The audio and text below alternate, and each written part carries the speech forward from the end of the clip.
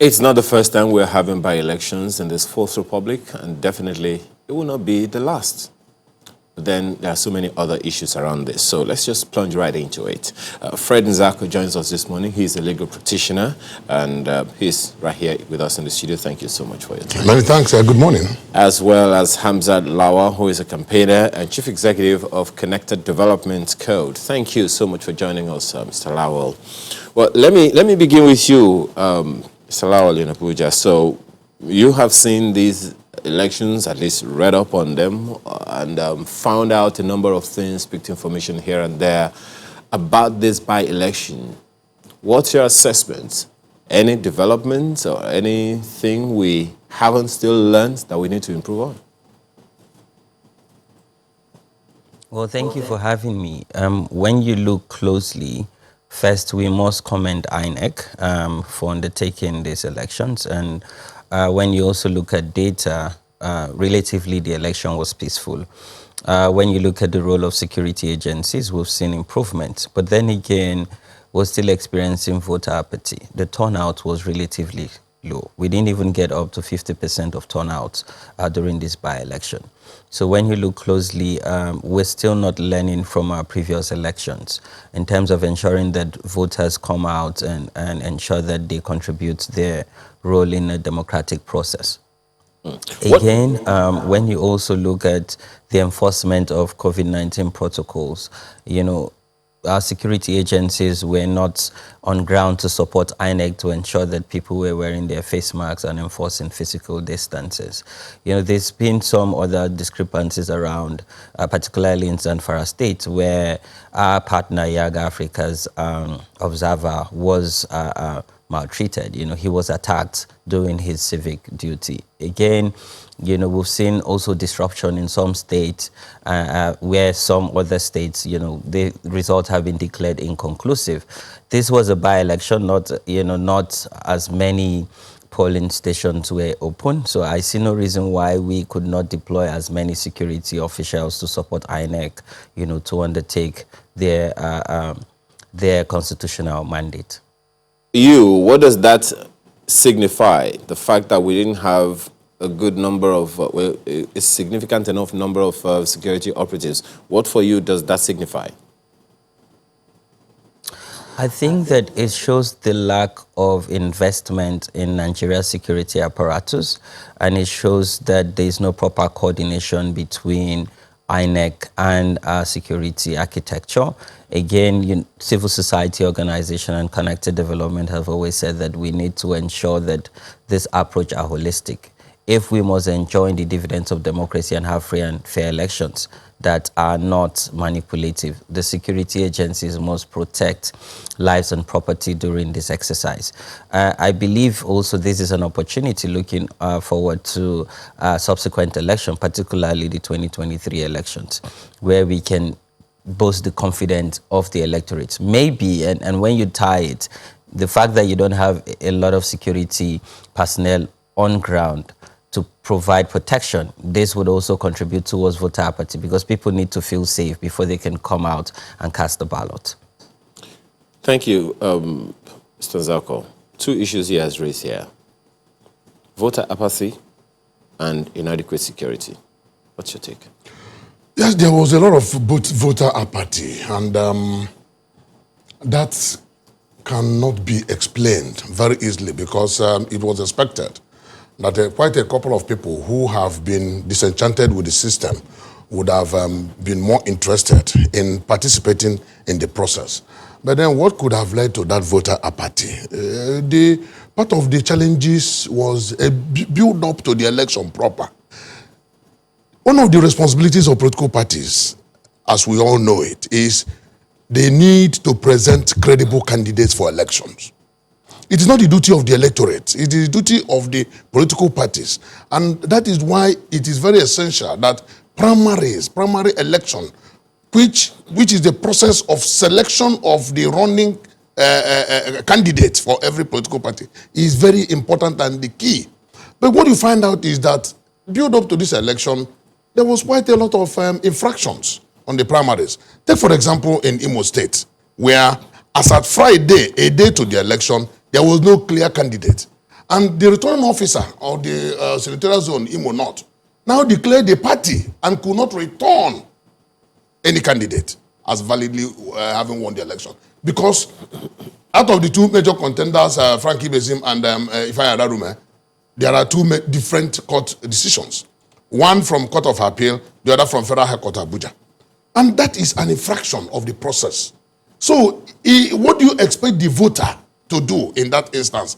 If the voter is going to the polling booth to cast a vote, yes, you are casting a vote for your political party, but you have in mind a particular individual that you want to represent you at any level in government. So what do you now expect the voter to do? And similar thing happened in many other areas. So the political parties themselves are not doing exactly what they should do. And I can tell you that because of the multiple judgments coming from different courts, it undermines the integrity even of the judiciary and carpets the political process. So that is a major fundamental cause of voter apathy. Now, there was inadequate awareness. Recall that the by-election would have held on October 31st. It was shifted by 5 weeks. And so many people didn't know. Many people were caught unawares. As much as Lagosians are literate and information savvy, so many of them, as at Friday evening, they don't know that there will be election the next day on Sunday. I mean, these are challenges and problems that must be taken care of. Yes. We'll get to security because that's the other side of the question. But you mentioned Lagos. You were comparing, well, you started with Imo State, for example. You were saying that there were varying court orders. But in Lagos, which you also touched on, if you look at the voter turnout, for example, in Bejuleki, over 100,000 people were registered, but only about 17% came out to vote, 17,000. In Koshofe, over 300,000 people registered, but accredited voters was 17,000. That's about 5%. If you go to Shomolu, 6%, Ikorodu, 7%. I mean, not even up to 30% or 50%. There were no court judgments, no conflicts in court judgments in Lagos. So how do we explain that? Another major thing that we needed to look at is why this level of apathy? When people feel, when the electorate feel that their votes don't count, that whether they vote or not, it really does not matter. You will see a lot of them, when you interact with them, telling you they have already known who to send there. And there is need for such narrative to be changed. There's need for such idea to be changed in the minds of the people. When the people lay back and feel, it doesn't mind whether I vote or not. The electorate don't know that every vote counts. It is 1 + 1 + 1 + 1 that add up to 100. And then if everybody sits back at home, that 100 will reduce to 0, or even 1. And that's exactly what you're saying, that at most in some places, 17%, 20%, that is a far cry from the expectations of the now. Mr. Nzako, yes. We have had this progression for years. Yes. Let me ask Mr. Lowell this, and you've probably done some study along this line. Since this Fourth Republic began, we have had a progressive reduction in the number of people who come out to vote, irrespective of the number of people that are accredited, just as my colleague has quoted here, giving the example of Lagos. So many people, register to vote, and very, very minimal figures, percentage of people come out to vote. We have been talking about this forever. What is missing? You have hinted at the likelihood that there is distrust in the system. If we do not have that distrust returned, and we do not have the figures increase of people who select their leaders, where are we headed? Well, I think we need to also understand that the fact that people are not coming out to cast their vote has an political economic implication, in the sense that some people are cashing out of the fact that people are not coming out to cast their vote. If you look at statistics, 30% of the population is deciding for 100% of people. So what this means is, just a few people determine who becomes legislators, but at State Assembly and National Assembly. We must integrate and embrace technology. We cannot live in a generation generation where it is easier for you to get your ATM card, it is easier for you to register your BVN than going to register and collect your voter's card. Our generation is a technology-driven generation. Now we're talking about 22nd century solutions. And here we are casting our ballot and standing hours on the hot sun. So again, there's an opportunity here. And you must also understand that the political parties themselves are the ones who are ensuring that INEC does not focus on her constitutional mandates. They've brought a lot of politics and heated the polity and taking INEC's core mandate away from them. You cannot take the fact away that political parties also have a responsibility to educate electorate. So why are we not seeing a lot of political party, undertake mass mobilization and raising that awareness? We always say INEC should raise awareness, but it's a collective responsibility between INEC, political parties, civil society, and even citizens. So again, let's see how we can integrate technology. We've seen other countries that have integrated technology. You've seen high turnout of voters. Again, I need to correct this misconception. Votes actually count. Vote counts when citizens hold INEC responsible. And we must also ensure that, and I agree with my brother in the studio, we must ensure that the judiciary does not have as much interference. If our judiciary keep dictating on who gets on the ballot or who win an election after the election is being conducted, it shows that our internal party process is faulty. An ideal case is let's fix the internal party process so that we don't put a lot of pressure in the judiciary. If we continue to go to the court, yes, the court is that's our last option as ordinary citizens. But then again, judiciary interference in a political and democratic process, it will bring about crisis. So again, let's look at technology and innovation. Let's support INEC to meet their mandate. And this goes to, the constitution amendment, particularly the Electoral Act. I believe this could be President Muhammadu Buhari's legacy because he has nothing to gain or lose. So let's have the National Assembly debate this amendment, pass this into law, and send for presidential assent ahead of 2023. So there's no enough pressure on INEC. We saw what happened ahead of 2019 elections. Let's give them the legal and regulatory and financial framework so that they can meet their roles and responsibility and citizens can start building confidence in the electoral process. Well, you talked about the political economy, and I'd like you to explore that really, because you said some people cash out on voters not showing up to vote, and you said there's a political economy in that. So what are you talking about exactly? How does that work? Because a lot of people are wondering, oh, there's a political economy? Please tell us.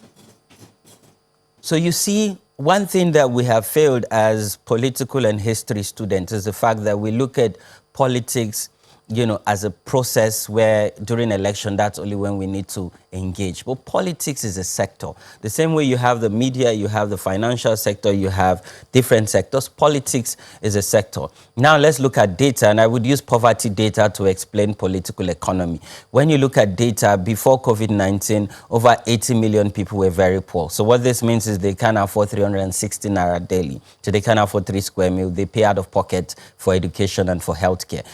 Post-COVID-19 era, over 15 million people were very poor. To a politician, to an average politician, this is an investment. Politics to them is an investment. So they take money. And by the way, when you look at Yaga report, we see voters' inducement. So what they do is they take money, because our politicians are money bags. So they take money, they induce politicians, and they buy votes. So for them, it's a transaction. So that's why we call it a political economy. So on election day, they do buying and selling. So they buy votes, and you who sell your vote have sold, your dividends and your voice for the next 4 years. So that's why we call it political economy. But what's important here for viewers is the fact that let's see politics as a sector where you learn, where you unlearn, and where you contribute. And all of us equally must contribute and play our role in this political sector. Well, this by-election was organized by INEC. And we know that at least INEC, to a large extent, organizes elections into the National Assembly, the State Houses of Assembly, the governorship election.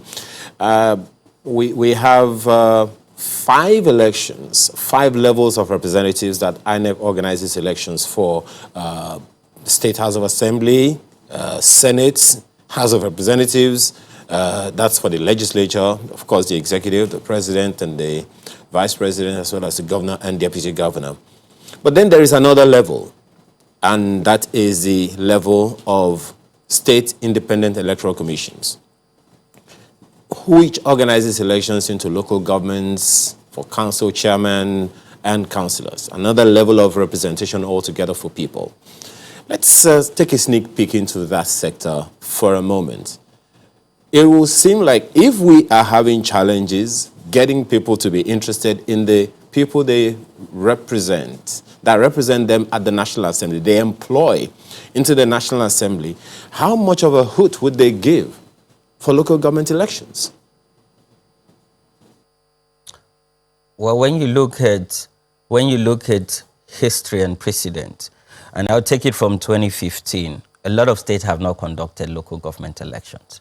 We hardly hear about local government chairmen. So what you hear is administrators, that have been appointed by the state governors. Again, when you look at it closely, the executive governors sort of take controls of the state electoral process. They decide and determine when local government elections are being held. And when you look, there's a lot of interference, and discrepancies around that. Again, maybe this is also an opportunity when we look at the Electoral Act. Let's have a unified system of election, both at local, state, and national level. Let's have one electoral body that is truly independent and represents the interest of the country, undertake these elections without interference. In most states in the country, and this goes to both party divide,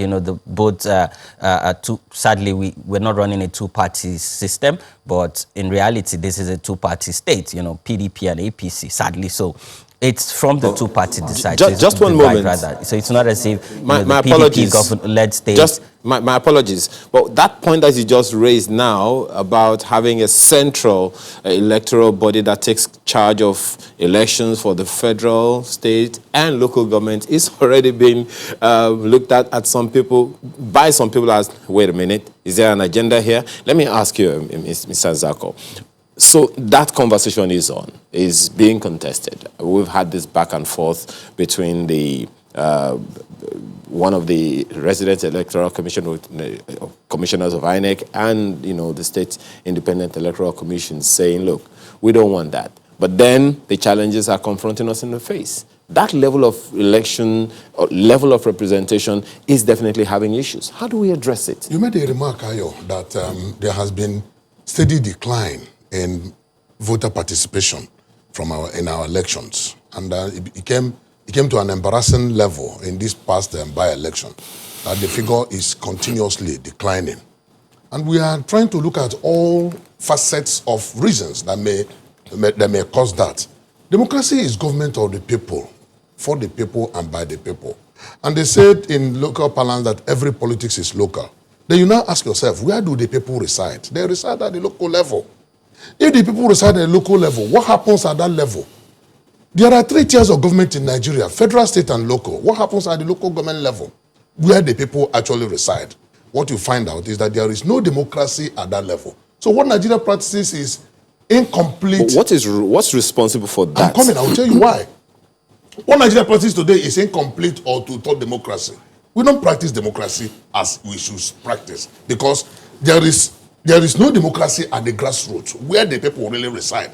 And if the people at that level don't have democracy, you don't expect them to be very much interested in sending somebody to Abuja when they cannot send somebody to represent them at the council seat, at the council election. You get to that. Yes. But the elections are held at the ward level. The elections, and they are collated from that level, and the man in Abuja, in fact, the voter from experience, if you are electing somebody to represent you as a president, you may not have ever seen him. You are electing somebody to represent you as a governor, you may not have ever seen him. And they sent you to a National Assembly. The closer to the people is the council election, the chairman and the councillors. But from 2013, 2003, ever since the National Electoral Body stopped handling elections into the council elections, no state in Nigeria has conducted a credible election at the state level. And what do I mean? At the local government level, all you have is either caretaker committee chairman or administrators. And these are people that are selected in government offices. Ayo, look back in your state. Look back to your state. When last was there local government election in your state? Can you look back to your state? My own state, Anambra, has there been local government election since 2014. And the one that was held was more or less a charade. It wasn't an election, it was a mock election.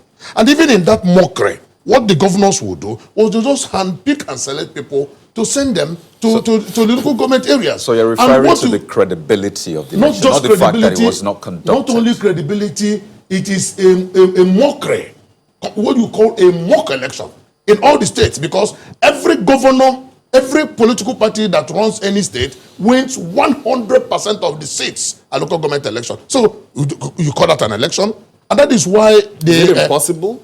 It is impossible, because the trajectory cannot be complete. That north, east, west, and south, every state, it is the same thing. As if that is what the governors go to do in their governors forum. So if PDP is in this state 100% when they conduct an election at local level, but when INEC conducts an election, you see difference. PDP will win some, APC will win some party will win some. But as far as his local government election, and that is why it is a mockery of Section 7 of the Constitution that provides for local government system. It's a mockery of Section 197 of the Constitution that provides for the state independent electoral commission. That word independent must be thrown away, because not only are they independent, they cannot even stand outside the pockets of the governors. Mr. Nzako, yes. That one also is, there is an issue about that for some people who say there is a provision for the president, the National Assembly clearly spelled out, and the president, the state houses of assembly, and the governors, but there is no such section that represents the local government, the chairman of the assembly at the local government level, the supervisors and the rest of them, as well as the chairman. It is the duty of the state independent in quote, electoral commissions to bring that structure out, because it is provided for in the Constitution. The same way the duty of the local government... But you also know that it's the same Constitution that pretty much says, look, states and local governments have to cohabit one way or another. There is that. That's why there is that joint local... Yeah, but that is the contradiction of the 1999 Constitution that we are talking about. So when people say that the Constitution is anti-development, what do you think we are talking about? The state local government joint account, as provided for in section 162 of the Constitution, has scaled the local government administration at the state level. At the end of the day, what happens is that even the funds accruing to local government end up in the pockets of the state governors. So whose task then? At the end of the day, when you want to extricate the local government from the stranglehold of the governors, they will resort to the Constitution, because the Constitution itself, contradicting itself, has made the state houses of assembly to be in charge of local government's administration and system in Nigeria. If that is the case, then yes, would you then blame the governors for doing what they do? But we'll go to that. I'll blame the governors, and I'll tell you why I blame them. We'll take that on when we return from this break. Please stay with us. Thanks for staying with us. Mr. Lowell, clearly from what Mr. Nzako has said here, it would seem like the responsibility of getting it right at the local government level, elections-wise, begins with the Constitution. How do you react?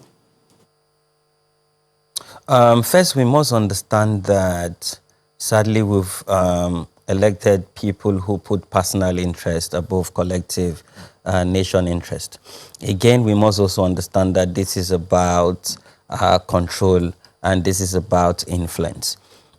Ideally, this should be about resource mobilization and management and administration. But right now, it's more about resource control. So again, and when you look at it closely, it also ties to corruption. The Nigerian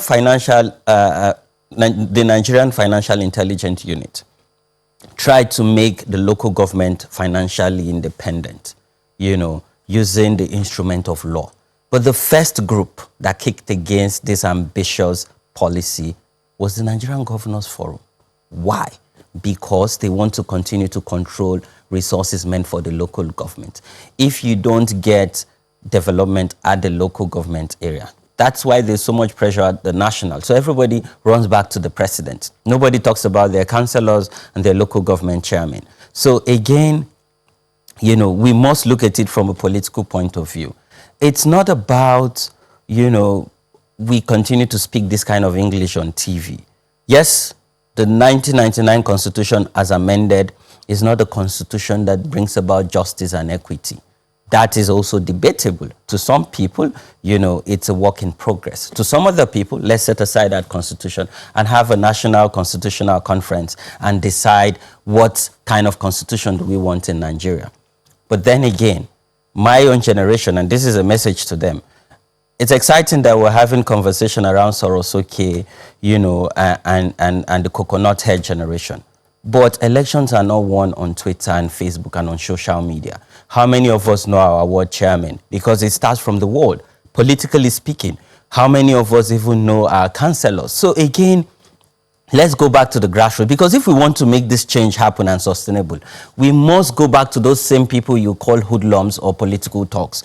Those are the people we need to start to change their mindset, you know, build their capacity and expand their horizon on thinking, so that we can bring about that change. And it must start from the ground. Because if we continue to stay at the national level and talk to ourselves on national television, you know, the message will not go to the ground. So we must go to the trenches. We must fold our sleeves and, you know, fold our shokoto and talk to the people on the ground. If the change starts from the ground, the people at the state legislative chambers and the National Assembly would bring about those laws that we want to see. No change would happen except the people on the ground at the grassroots are leading that change, because all of them, and you see, the thing is, we look down on those people. All of them have the numbers of the politicians, their local government, state and federal representative. It would surprise you.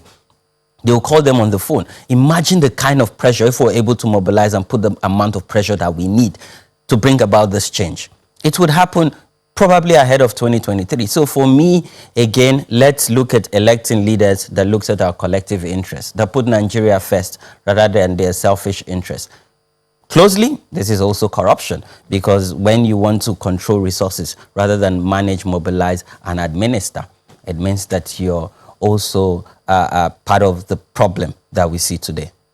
A lot of people were quite shocked, really, because there was the End SARS protest, and you know, it was some form of political awareness for a lot of young people, and they thought, well, this is a litmus test. Let's see if the End SARS protest really had an effect on people's political consciousness. But from the figures we're seeing, it appears it did not. But Mr. Nzako, yes. So at the end of the day, what you see across the states, two major parties, really. In fact, the ruling party actually had, of course, more wins, but you see it's between both parties, the APC and the PDP. Do you think this is also responsible, the fact that we seem to be operating a two-party system, such that people are like, okay, we know where it will swing anyway, so what's the point?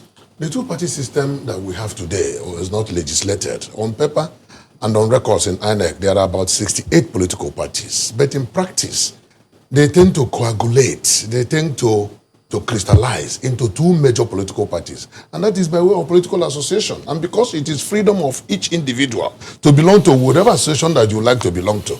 Then if you like, you belong to APC. If you like, you belong to PDP. If you like, you belong to any other party. So it is an experience of the people in the political process. My good friend Lawa mentioned about the people not knowing their councillors. And the question is, how would they know their councillors when they did not elect them? If the councillors were appointed from government offices, from government houses and the state level, state headquarters, how would the people now know their councillors and their chairmen? So, elections, most times there were no elections. I mean, how many states out of the 36 that held the local government elections, at least in the past 10 years? And I told you earlier that those ones that held mock elections, we are all what one recent electoral commissioner, I think it's Barrister Mike Egini, called the coronation exercise. It is more or less a coronation exercise. And I call that just an appointment. There's no difference between the SSA to the governor and the chairman of a local government, because they were both appointed by the governor. They call them caretaker committee chairman. And then how would the people now know them? They don't canvass for votes. They don't go to ask for anything. In fact, before the election is done, the list of those that will be sworn in has already been drawn up. You call that democracy? And because it does not permeate down to the grassroots, it is the effect that you're seeing at the state and national level. You know, one wonders if you've been a part of this such that you have but so much information. but I tell you this because those who have been part of it, ask the civil society groups, and they'll tell you exactly this is exactly what happens. And in cases where a few people are allowed to become councillors from other political parties, it is like they dash them, go and represent us there, and then cross over after the election. So let us give it a seeming cloak of authenticity. So, and that is why those agencies or forum of State Independent Electoral Commission should be asking that the system be changed. It is not just to begin to fight and say we want to conduct an election when they know that their own integrity, personal and official integrity, are being undermined by the activities of the governors who act as emperors. Well, let's hope that one of these days we'll be able to engage the CS themselves, because we're trying to at least have this conversation with them so we can nip this in the bud, if there's anything to nip in the bud. That was good. Well, we have to thank you very much. Fred Nzako is a legal practitioner. Thank you so much for your time. Many thanks. As well as Hamzat Lawal, campaigner and Chief Executive, Connected Development. Thank you so much for your time and your thoughts. Thank you for having me. Yeah.